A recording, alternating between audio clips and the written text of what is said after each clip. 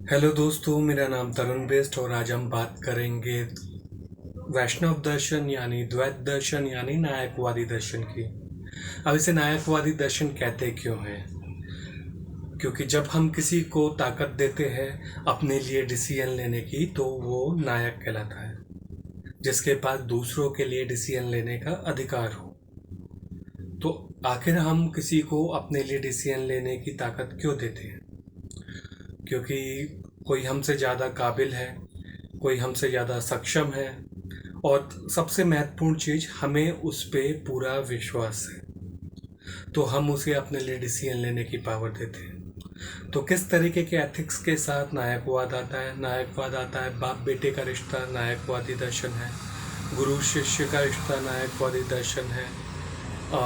वैद और मरीज का रिश्ता, नायकवादी दर्शन है।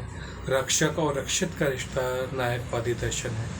तो नायकवाद हमेशा नायक के, जहाँ पे एक तरफ नायक हमारी रक्षा कर रहा है, दूसरी तरफ उसके पास हमारे लिए डिसीजन लेने की पावर है। तो ये स्ट्रक्चर आते किसके साथ हैं? ये स्ट्रक्चर हमेशा आते हैं नौकरशाही के साथ, जैसे जमींदारी, सामंतवाद, भूमिहार, ये सब नायकवादी दर्शन में आते हैं। नौकरशाही हमेशा केंद्र को तानाशाही ताकत देती है, इसलिए यहाँ पे नौकरशाह हमेशा केंद्र को तानाशाही पावर देते हैं। नायकवाद आता है में हर किसी के पास न्याय है। समाज दो हिस्सों में बटा हुआ है। जैसे समानतावादी दर्शन में सबकी बराबर नागरिकता है। इसे पुराने एक लेखक है जॉर्ज ऑरवेल, उनकी किताब है एनिमल फॉर्म, उसके हिसाब से देखें तो जहाँ प्रकृतिवादी दर्शन में सबकी समान नागरिकता है, ऑल एनिमल्स आर इक्वल, वहीं नायकवाद में all animals are equal but few animals are more equal than other, यानी राजा और ब्यूरोक्रेट की अलग नागरिकता है, आम जनता की अलग नागरिकता है, दोनों के पास पूरे नागरिक अधिकार। इसलिए हर किसी के पास न्याय है। यहाँ कोई भी जाके राजा या जमींदार या भूमिहार के पास जाके मुफ्त न्याय प्राप्त कर सकता है। तो यहाँ पे हर किसी के पास न्याय है। समाज दो नागरिकताओं में बटा है, मगर हर किसी के पास न्याय है।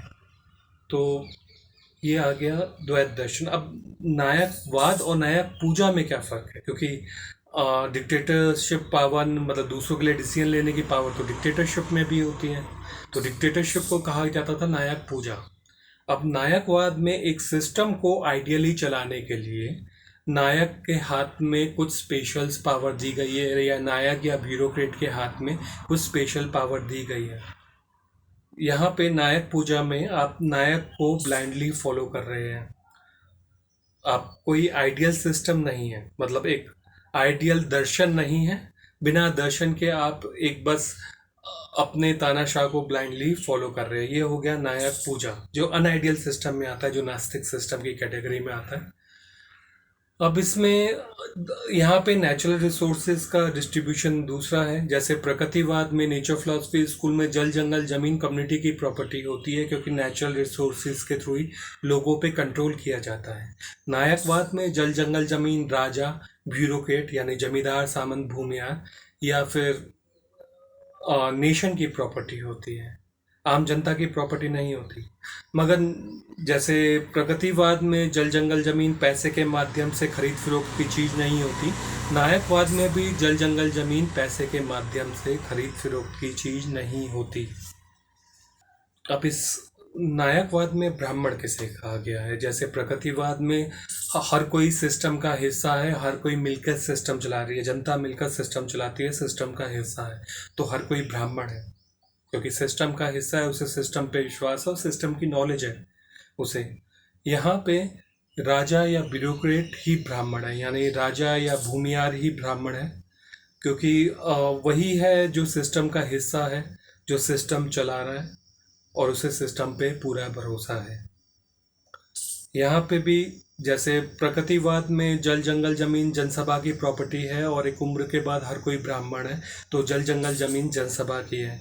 यहाँ पे जल जंगल जमीन राजा, ब्यूरोक्रेट या नेशन की है। यहाँ पे भी जल जंगल जमीन ब्राह्मण की है, यानी राजा और ब्यूरोक्रेट की है, जो सिस्टम का हिस्सा है और सिस्टम चला रहे हैं।